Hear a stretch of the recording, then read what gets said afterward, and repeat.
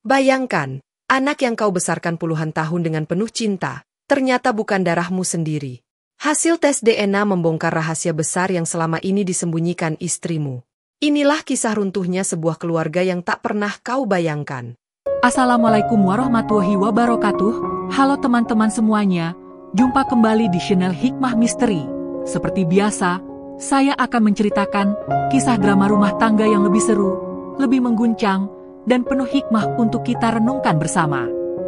Sebelum lanjut, sebelum memulai cerita, jangan lupa untuk like, subscribe, dan nyalakan notifikasinya agar tidak ketinggalan cerita-cerita dari kami. Semoga teman-teman dimanapun berada, semoga selalu dalam keadaan sehat bahagia, dimurahkan rizkinya, dan dimudahkan segala urusannya oleh Tuhan Yang Maha Esa. Amin, amin, ya Robbal Alamin. Dan tidak usah lama-lama lagi, langsung saja masuk ke ceritanya. Pak Arman selalu dikenal sebagai sosok ayah penyayang. Setiap pagi, ia berangkat kerja dengan wajah penuh semangat meski tubuhnya sering lelah karena pekerjaan sebagai pegawai negeri yang menuntut banyak waktu. Ia selalu punya alasan untuk pulang cepat ke rumah, sekadar makan malam bersama istrinya Ratna dan ketiga anak mereka, Dani, Rina, dan Bimo. Dari luar, keluarga itu tampak sempurna, tak ada yang kurang. Senyum Ratna selalu menyambut, anak-anak pun riang menyapa. Semua orang di lingkungan mereka sering memuji keluarga Arman sebagai teladan. Namun, di balik senyum itu, ada perasaan aneh yang sering muncul di hati Arman. Ia tidak pernah benar-benar bisa menyingkirkan rasa heran setiap kali memandang Dani, anak sulungnya. Wajah Dani semakin hari semakin berbeda jauh dari dirinya. Rambut hitam tebal dan kulit gelapnya tak ada sedikit pun mirip dengan garis wajah Arman yang cenderung pucat dan berambut tipis. Awalnya ia menganggap hal itu hanya bawaan Ratna, tapi semakin lama rasa itu tumbuh menjadi tanda tanya yang tak pernah bisa ia ungkapkan dengan bebas. Suatu sore, ketika pulang kerja, Arman mendapati beberapa tetangga berbisik-bisik di depan rumah. Mereka langsung diam begitu ia lewat, namun telinga Arman sempat menangkap kalimat samar, mirip sekali sama lelaki kampung lama Ratna. Kata-kata itu menusuk, meski ia berusaha mengabaikan. Malamnya, saat makan bersama, ia menatap anak-anaknya satu persatu. Rina, si anak kedua, punya mata bulat tajam yang juga tak pernah ia lihat pada wajah Ratna. Bimo, si bungsu, pun lebih mirip lelaki asing yang pernah ia lihat sekilas dalam foto lama Ratna ketika mereka baru menikah. Arman mencoba menepi semua pikiran buruk. Ia yakin, kebahagiaan keluarga lebih penting daripada rasa curiga. Namun mulutnya gatal juga untuk bertanya. "Nak, kenapa kamu gak ada mirip-mirip sama ayah, ya?" tanyanya sambil tersenyum setengah bercanda pada Dani. Dani hanya mengangkat bahu, lalu menjawab ketus. "Aku lebih mirip mama," katanya. "Kalau nggak percaya, tanya mama saja." Ratna yang mendengar langsung menaruh sendok dengan keras di meja. "Jangan asal bicara, men. Kamu tuh nggak pernah puas ya? Anak-anak sehat, pintar, bukannya disyukuri malah dibanding-bandingkan." Suasana makan malam itu pun berubah tegang. Sejak malam itu, hubungan Arman dengan Ratna terasa berbeda. Ratna jadi lebih sering marah jika Arman sedikit saja mengungkit masa lalu. Arman sendiri semakin ragu untuk bicara, karena setiap kalimatnya dianggap sebagai tuduhan. Ia hanya diam, memilih menumpuk semua pertanyaan di dalam hati. Tapi justru dalam diam itu, ia menemukan sesuatu yang membuat dadanya semakin sesak. Beberapa hari kemudian, ketika sedang mencari berkas di laci meja kerja Ratna, Arman tak sengaja menemukan sebuah foto lama. Foto itu memperlihatkan Ratna muda bersama seorang pria asing. Mereka berdiri berdekatan, tampak akrab. Ada tangan pria itu yang melingkari bahu Ratna. Arman terdiam, jantungnya berdetak kencang. Ia ingin percaya bahwa itu hanya sahabat lama, tapi wajah pria itu, entah kenapa mirip sekali dengan raut wajah Bimo, anak bungsunya. Arman buru-buru menyimpan kembali foto itu, namun sepanjang malam ia tak bisa tidur memikirkan apa artinya. Ketegangan kian bertambah ketika Rina, anak keduanya, suatu hari pulang sekolah dengan wajah muram. Ia membawa cerita bahwa teman-temannya menertawakan karena katanya ia tidak mirip dengan ayahnya sama sekali. "Ayah, kenapa mereka bilang begitu? Memangnya aku anak ayah atau bukan?" tanya Rina polos sambil menahan tangis. Pertanyaan itu membuat Arman membeku, tidak tahu harus menjawab apa. Ratna yang kebetulan mendengar langsung merangkul Rina dan berkata dengan suara keras, "Kamu anak ayah, jangan dengarkan orang lain. Mereka cuma iri." Namun tatapan Ratna pada Arman saat itu penuh kemarahan, seakan menuduh bahwa semua ini gara-gara omongannya yang sembrono. Hari demi hari, tekanan makin terasa. Keluarga besar Arman mulai ikut campur setelah mendengar gosip dari tetangga. Ibunya sendiri menegur keras. Men, kamu harus pastikan semua ini. Jangan-jangan kamu sudah dibohongi bertahun-tahun. Lihat anak-anakmu, tidak ada satupun yang membawa garis wajahmu. Arman merasa malu, marah, sekaligus bingung. Ia membela Ratna sebisanya di depan keluarganya, tapi dalam hati, ia pun semakin tidak yakin. Malam itu, Arman duduk sendirian di ruang tamu. Ia memandangi foto keluarga yang tergantung di dinding. Senyum anak-anaknya begitu tulus, begitu polos, dan begitu penuh kebahagiaan. Ia sadar, mereka adalah sumber semangatnya selama ini. Tetapi di balik itu semua, ada rasa perih yang terus menghantui. Apakah kasih sayangnya selama puluhan tahun hanya dibangun di atas kebohongan? Apakah Ratna, wanita yang ia percayai sepenuh hati, menyimpan rahasia besar yang tak pernah terungkap? Arman menggenggam kepalanya, menahan sesak di dada. Ia mencintai anak-anaknya, apapun yang terjadi. Tapi semakin lama, ia merasa seperti orang asing di rumahnya sendiri. Pertanyaan-pertanyaan itu terus datang tanpa bisa ia cegah. Benarkah ia ayah kandung bagi mereka? Atau selama ini ia hanya diperalat untuk membesarkan anak-anak orang lain? Malam kian larut, namun hati Arman semakin bising oleh rasa curiga yang tak bisa ia padamkan. Malam kian larut, namun hati Arman semakin bising oleh rasa curiga yang tak bisa ia padamkan. Esok paginya, ia berangkat kerja dengan wajah pucat. Rekan-rekannya sempat menanyakan kondisinya, tapi ia hanya tersenyum hambar dan mengatakan kurang tidur. Sepanjang hari, pikirannya melayang-layang, mengulang kembali kata-kata ibunya, gosip tetangga, dan tatapan Ratna semalam. Semua bercampur aduk membuatnya sulit fokus. Saat pulang, ia sengaja lewat ke toko alat tulis, membeli sebuah map dan buku catatan kecil. Ia ingin menuliskan semua hal yang ia curigai, supaya pikirannya lebih teratur. Sesampainya di rumah, suasana tidak jauh berbeda dari kemarin. Ratna dingin, Dani menolak bicara dengannya, sementara Rina dan Bimo tampak canggung di dekatnya. Arman mencoba bersikap biasa saja, namun luka di dadanya semakin dalam. Ia duduk di kursi tamu, membuka catatan baru itu, dan mulai menulis, gosip tetangga, foto di laci, pertanyaan Rina. Kata demi kata ia tulis dengan tangan gemetar. Hatinya seperti ditusuk. Tapi ia merasa harus mencatat semua ini agar tidak lagi mengabaikan kenyataan. Beberapa hari kemudian, Dani pulang larut malam. Wajahnya lelah, bajunya kusut, dan sikapnya tak peduli pada Arman. "Dari mana kamu, Dan?" tanya Arman dengan nada menahan emosi. "Main, ayah." "Memangnya kenapa?" jawab Dani ketus. Arman menahan diri, tak ingin pertengkaran meledak, tapi dalam hatinya, ia semakin yakin ada jurang antara dirinya dan anak sulung itu. Bahkan darah daging pun bisa berkonflik, namun rasa asing yang ia rasakan pada Dani semakin kuat, seakan memang ada jarak tak terlihat di antara mereka. Sementara itu, Rina makin sering murung. Ia kerap duduk di teras rumah sepulang sekolah, menatap kosong, lalu masuk kamar tanpa bicara. Suatu sore, Arman memberanikan diri duduk di sampingnya. "Kenapa, Nak? Ada yang ganggu di sekolah?" tanya Arman pelan. Rina menunduk, air matanya jatuh. "Mereka bilang aku anak pungut, ayah." "Aku bingung, aku harus jawab apa?" Suara Rina membuat hati Arman retak. Ia ingin segera menenangkan, namun lidahnya keluh. Ratna yang mendengar dari dalam rumah langsung keluar dan menutup pembicaraan. "Jangan dengar mereka, Rin. Kamu anak ayah dan mama, titik."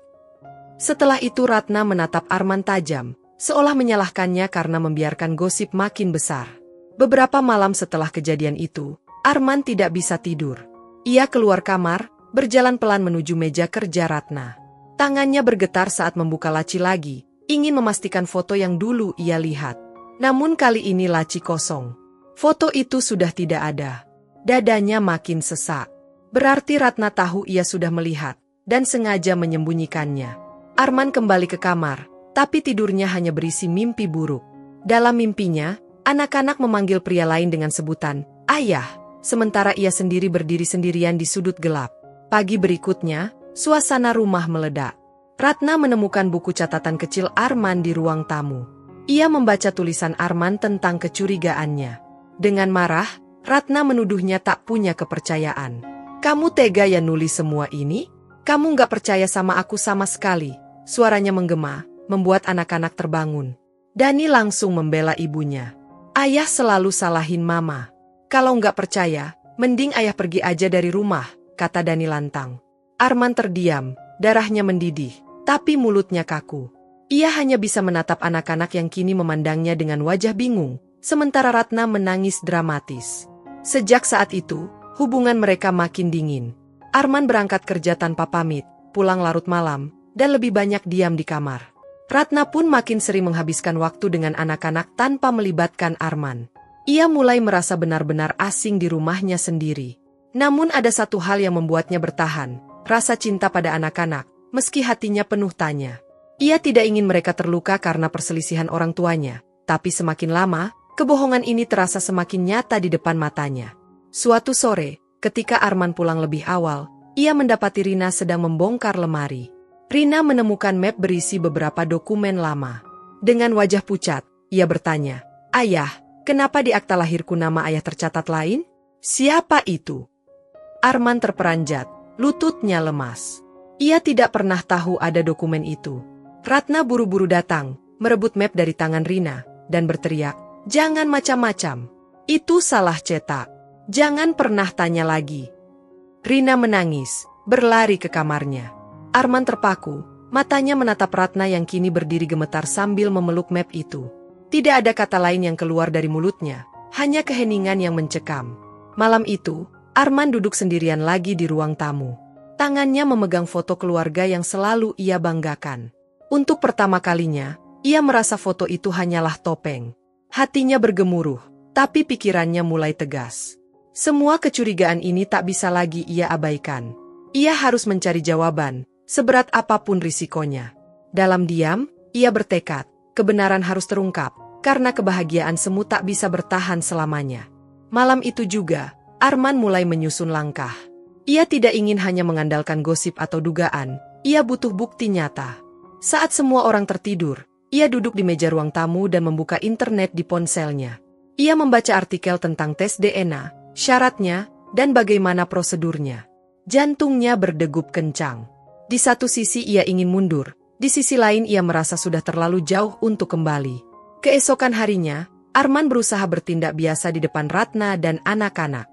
Namun di dalam tas kerjanya, ia sudah menyiapkan sisir bekas Dani dan Rina. Ia tahu, jika terus menunggu, ia akan kehilangan kesempatan. Di kantor, ia menaruh sisir itu dengan hati-hati, lalu menelpon salah satu laboratorium di kota. "Pak, saya ingin lakukan tes DNA. Apa bisa tanpa sepengetahuan keluarga?" tanyanya gugup. Petugas menjelaskan prosedurnya cukup rumit, tapi memungkinkan dengan syarat tertentu. Arman mengangguk kecil, perasaan takut bercampur harapan.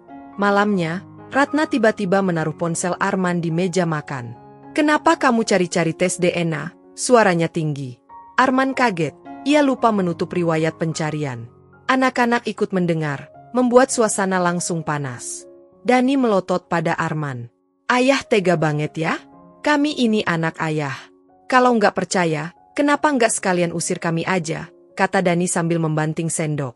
Ratna pun menangis di depan anak-anak, seakan ia korban. Arman hanya terdiam, perasaannya campur aduk. Sekuat apapun ia ingin menjelaskan, mulutnya terkunci. Beberapa hari berikutnya, jarak di rumah makin terasa. Dani memilih tinggal di rumah temannya dengan alasan belajar kelompok. Rina jarang keluar kamar, sementara Bimo lebih banyak diam. Ratna sengaja tidak bicara dengan Arman kecuali urusan penting. Malam itu, Arman duduk sendirian, membuka catatan kecilnya lagi. Ia menulis, "Anak-anak menjauh." Ratna makin defensif. "Aku kehilangan kendali." Tulisannya bergetar, namun ia merasa lebih baik menuliskannya daripada memendam. Hanya lewat catatan itu, ia bisa bicara pada dirinya sendiri. Suatu pagi, Arman mendapat pesan dari laboratorium bahwa hasil DNA bisa keluar lebih cepat dari perkiraan jika ia menyerahkan sampel tambahan. Ia termenung lama. Di satu sisi, ia tahu langkah ini akan menghancurkan rumah tangganya. Di sisi lain, tanpa kebenaran, ia akan terus tersiksa. Pada akhirnya, ia mengalah pada hatinya. Diam-diam ia mengambil sikat gigi Rina dan Bimo saat semua orang sibuk bersiap. Ia bungkus rapi, lalu masukkan ke dalam tas kerjanya.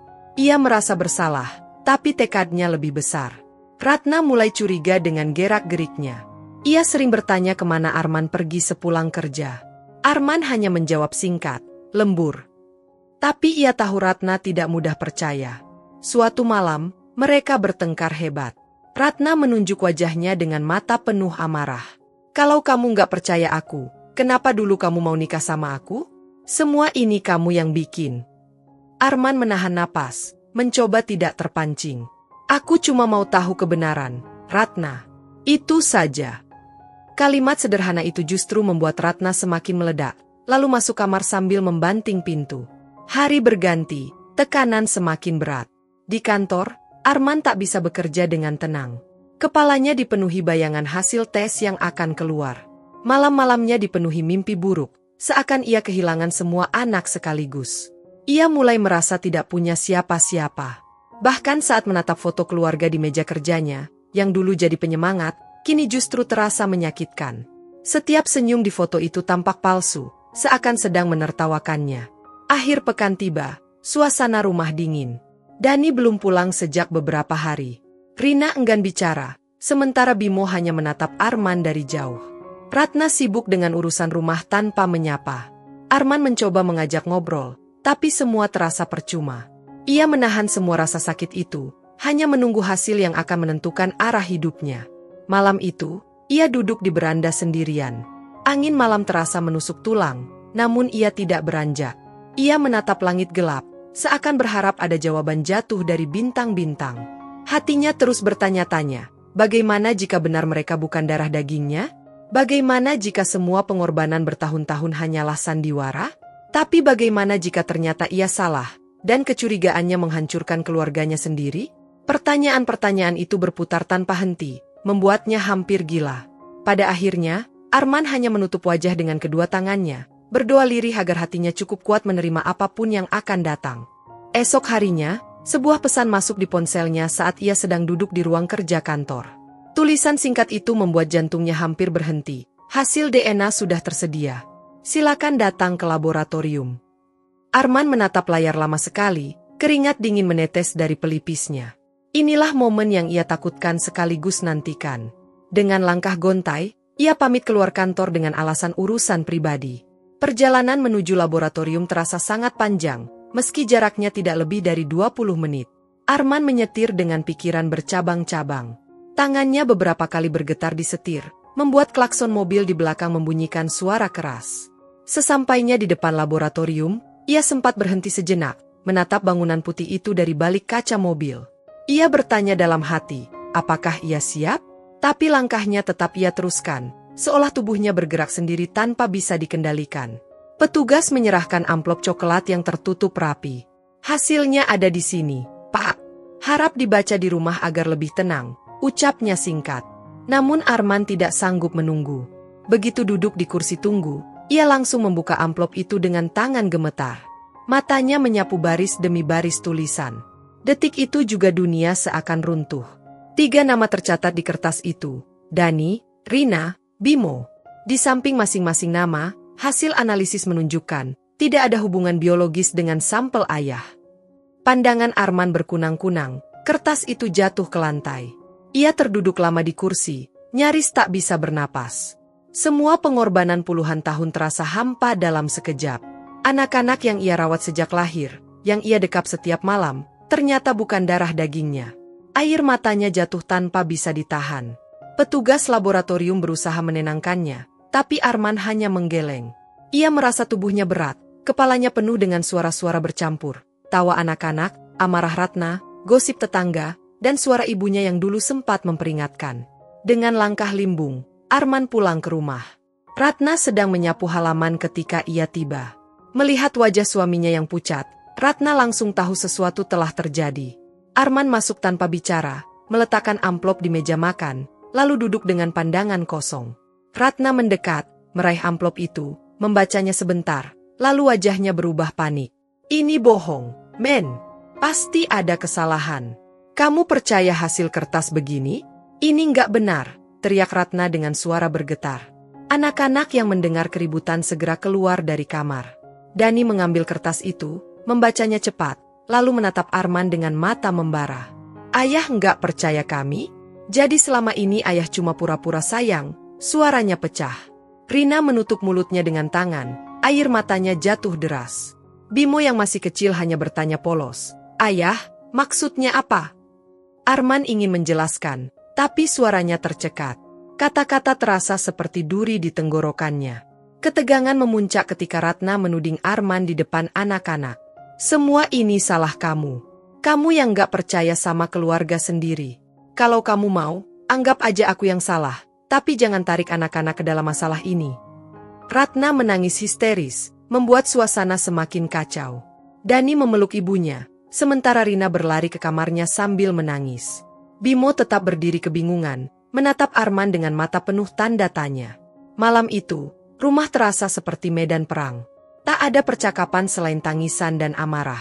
Arman duduk sendirian di ruang tamu, memandangi kertas hasil DNA yang kini sudah kusut. Hatinya hancur, tapi ia tidak bisa menyangkal kebenaran. Baginya, semua ini bukan lagi sekadar kecurigaan. Fakta tertulis jelas di depannya. Ia mencoba mengingat kembali awal pernikahan mereka, setiap detailnya. Kenangan indah yang dulu ia simpan kini terasa seperti potongan film palsu. Pikirannya terus berkelana. Jika bukan dia, lalu siapa ayah kandung anak-anak itu? Mengapa Ratna tidak pernah jujur sejak awal? Mengapa ia harus menanggung beban ini sendirian? Pertanyaan-pertanyaan itu menghantam kepalanya tanpa henti. Ia merasa tubuhnya kaku, hanya jantungnya yang berdetak kencang, nyaris meledak. Untuk pertama kali, Arman merasakan keinginan kuat untuk meninggalkan rumah, pergi jauh, dan tak kembali lagi. Namun langkah itu urung ia lakukan. Ia tahu anak-anak tetap butuhnya, meski kebenaran menyakitkan. Ia tidak tega membiarkan mereka menghadapi semua ini hanya dengan Ratna. Di tengah hancurnya hatinya, cinta seorang ayah tetap menahan kakinya untuk pergi. Ia duduk lebih dalam di kursi tua ruang tamu, memejamkan mata, berharap ada jawaban dari Tuhan. Tapi yang datang hanya keheningan panjang dan rasa sakit yang semakin menusuk. Pagi itu, Arman bangun dengan wajah yang masih letih. Suasana rumah sunyi, hanya terdengar suara langkah Ratna di dapur. Ia tidak ingin bicara, tapi bayangan hasil tes DNA terus menghantui. Saat sarapan, Dani menolak duduk di meja yang sama. Ia memilih membawa piring ke kamarnya. Rina tidak keluar sama sekali, dan Bimo hanya duduk dengan kepala tertunduk. Arman merasakan dinding tak kasat mata semakin tinggi memisahkan dirinya dari keluarga. Ratna mencoba bersikap seolah semua baik-baik saja. Ia menaruh nasi dan lauk di hadapan Arman sambil berkata datar, "Jangan percaya kertas itu, men. Anak-anak ini tetap darah dagingmu. Kamu saja yang sudah termakan gosip orang." Kalimat itu membuat dada Arman panas. Ia meletakkan sendok dengan keras di meja. "Jangan bodohi aku lagi, Ratna. Hasilnya jelas." "Aku ingin penjelasan," suaranya bergetar menahan emosi. Ratna terdiam sesaat, lalu bangkit meninggalkan meja. Air matanya menetes tapi mulutnya terkunci. Sore hari, Rina akhirnya keluar dari kamarnya. Wajahnya pucat, matanya sembab. Ia mendekati Arman yang sedang duduk di teras. Dengan suara pelan ia bertanya, "Ayah, jadi benar ya? Kami bukan anak ayah." Arman tercekat, tidak tahu harus menjawab apa. Ia ingin berbohong agar hati putrinya tenang, tapi ia juga tidak bisa menutupi kebenaran lagi. Ia hanya meraih tangan Rina, menggenggam erat, lalu berkata, "Ayah tetap sayang kalian, apapun yang terjadi." Rina menangis di pelukannya, dan tangisan itu membuat hati Arman makin hancur. Ketegangan semakin meledak ketika keluarga besar Arman datang berkunjung malam itu. Kakak dan adiknya duduk di ruang tamu, wajah mereka serius. "Men, kamu harus ambil sikap. Kalau benar anak-anak itu bukan darahmu, kamu jangan mau dipermainkan lebih lama," ucap salah satu kakaknya dengan nada tegas. Arman hanya menunduk, sementara Ratna yang duduk di sampingnya membela diri. "Mereka ini memang anaknya. Jangan campuri rumah tangga kami," teriak Ratna. Suasana makin panas. Keluarga Arman menuntut perceraian segera, tapi Arman hanya bisa terdiam, kebingungan antara cinta dan pengkhianatan. Malam itu setelah keluarga besar pulang, Ratna menutup diri di kamar. Arman mengetuk pintu berkali-kali, tapi tidak ada jawaban. Akhirnya ia duduk di depan pintu, menunggu berjam-jam. Ketika pintu terbuka, Ratna keluar dengan wajah merah dan mata bengkak. "Aku nggak sanggup terus-terusan dituduh, men. Kamu mau aku jujur? Kalau aku cerita, kamu siap dengar semuanya?" tanyanya dengan suara serak. Arman hanya mengangguk lemah, meski dadanya berdegup keras. Ratna berdiri mematung cukup lama sebelum akhirnya berkata, "Dulu sebelum menikah denganmu, aku pernah bersama seseorang. Aku hamil waktu itu, tapi dia meninggalkan aku. Aku takut, aku malu. Lalu aku bertemu kamu. Kamu baik, kamu menerima aku apa adanya. Aku pikir, kalau aku diam, semua akan berjalan baik." Kalimat itu membuat Arman terpaku. Dunia seakan berhenti berputar. Ia tahu Ratna menyimpan sesuatu, tapi mendengar pengakuan itu langsung dari mulut istrinya adalah luka yang tak terbayangkan. Dari dalam kamar, Dani tiba-tiba muncul dan mendengar pengakuan ibunya. Wajahnya memerah, matanya menyalakan api. "Jadi selama ini Mama bohong? Aku ini bukan anak ayah?" Suaranya pecah. Ratna berusaha memeluknya, tapi Dani menepis dengan kasar. "Kenapa Mama tega? Kenapa harus bohong seumur hidupku?" Ia lalu berlari keluar rumah, meninggalkan Ratna terisak di lantai. Arman hanya bisa menatap kosong, tubuhnya seperti tak punya tenaga lagi. Rina yang mendengar keributan dari kamar ikut keluar, air matanya masih membekas. "Mama, kenapa nggak bilang dari dulu?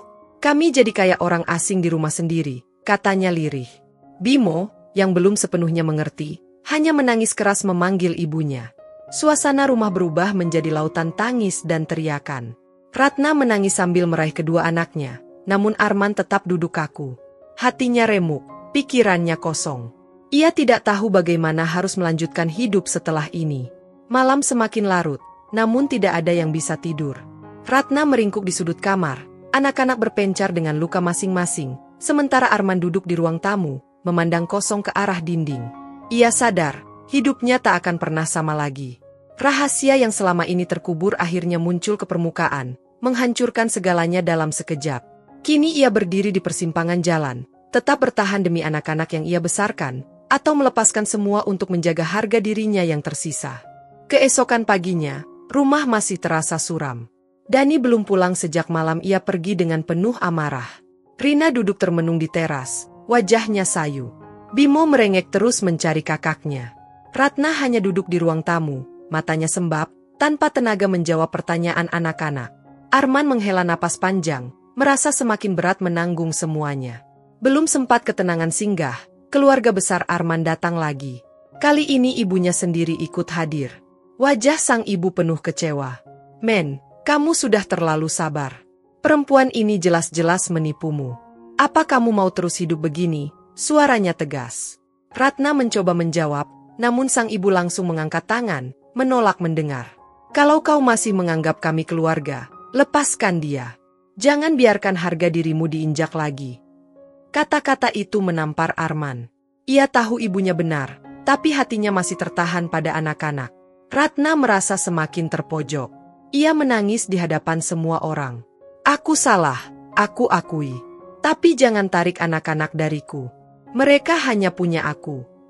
Tangisnya membuat Rina ikut bergetar. "Tapi aku sendiri bingung harus panggil siapa ayahku sebenarnya," ucap Rina lirih. Kalimat itu seperti belati yang menusuk jantung Arman. Seluruh ruangan hening, hanya terdengar suara tangisan yang tak terbendung. Malam itu, Dani akhirnya pulang. Wajahnya kusut, matanya merah.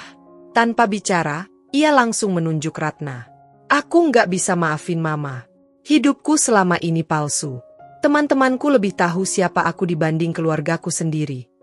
Ratna mencoba meraih tangannya, tapi Dani menepis dengan kasar. "Jangan sentuh aku lagi. Aku malu punya mama seperti ini." Kata-kata itu membuat Ratna terkulai.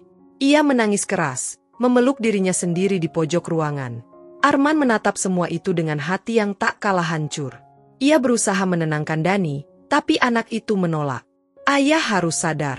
Mama udah hancurin kita semua. Kalau ayah masih bertahan sama Mama, aku nggak akan anggap ayah ada." Ancaman Dani membuat Arman membeku. Ia merasa ditarik kedua arah, anak-anak yang ia cintai, dan istri yang sudah mengkhianatinya. Rina semakin hari semakin murung. Ia sering menyalahkan dirinya sendiri. "Kalau aku nggak lahir, mungkin semua nggak akan serumit ini," katanya sambil menangis di kamar. Arman berusaha memeluknya. "Bukan salahmu, Nak. Jangan pernah pikir begitu." Tapi ia tahu, luka di hati anak-anaknya terlalu dalam. Bimo pun mulai ketakutan. Ia bertanya polos, "Ayah, Kita semua bakal pisah ya? Pertanyaan itu menusuk lebih tajam dari apapun. Arman hanya bisa memeluknya erat, tanpa jawaban. Hubungan Arman dan Ratna benar-benar di ujung tanduk. Setiap kali berhadapan, selalu berakhir dengan teriakan. Ratna bersikeras anak-anak tetap miliknya, sementara keluarga Arman menekan agar ia segera menceraikan. Dani terus menolak bicara dengan ibunya, Rina terjebak dalam dilema, dan Bimo semakin bingung. Rumah yang dulu penuh tawa kini hanya dipenuhi tangisan dan pertengkaran. Di tengah semua kekacauan itu, Arman menyadari satu hal, rahasia yang disembunyikan Ratna bukan hanya menghancurkan dirinya, tapi juga merampas masa depan anak-anak. Ia menatap Ratna malam itu, suaranya berat. Aku tidak tahu lagi harus percaya apa. Tapi satu yang pasti, kita nggak bisa terus hidup seperti ini. Kita sedang saling membunuh perlahan. Ratna menatapnya dengan mata basah, tanpa jawaban. Hanya ada keheningan panjang yang menyayat. Keesokan paginya, Dani sudah berkemas. Ia memanggul tas ransel dan berkata singkat di depan pintu, "Aku nggak bisa tinggal di rumah ini lagi. Aku akan numpang di rumah teman." Arman mencoba menahan, "Dan, jangan pergi dulu. Kita bisa bicara baik-baik." Tapi Dani tidak menoleh, hanya meninggalkan rumah dengan langkah berat. Suara pintu tertutup membuat rumah semakin kosong. Ratna menangis histeris, mencoba mengejar, namun Arman menahan. "Biarkan dia, Ratna. Dia butuh waktu." Ratna justru menepis tangan Arman. "Semua ini salahmu. Kalau kamu nggak usik masa lalu, Dani nggak akan pergi," teriaknya. Arman menatap Ratna dengan mata merah, tidak menjawab. Rina yang menyaksikan pertengkaran itu hanya bisa memeluk Bimo, berusaha menenangkan adiknya yang ketakutan. Beberapa hari kemudian, keluarga besar Arman datang lagi. Kali ini mereka tidak hanya bicara, mereka membawa keputusan. "Men, kamu harus usir dia dari rumah ini. Jangan terus menanggung aib," kata kakaknya tegas. Ratna berdiri sambil menangis. "Aku juga manusia. Aku memang salah, tapi jangan tendang aku begitu saja. Aku masih ibu dari anak-anak ini." Namun ibunya Arman membalas dingin, "Kau memang ibu mereka, tapi kau bukan istri yang jujur." Kata-kata itu membuat Ratna terpuruk. Rina mulai tidak tahan dengan suasana rumah yang terus gaduh. Ia mendekati Arman suatu malam. "Ayah, aku capek. Aku nggak bisa terus dengar mama dan keluarga ayah bertengkar. Aku bingung harus pilih siapa." Arman memeluk Rina erat, tapi hatinya makin hancur. Bimo pun semakin sering bertanya polos, "Kenapa Kak Dani nggak pulang? Kenapa mama selalu nangis?" Setiap pertanyaan anak bungsunya hanya menambah beban yang tak pernah ia bayangkan sebelumnya. Malam berikutnya, Ratna akhirnya diusir dari rumah oleh keluarga besar Arman.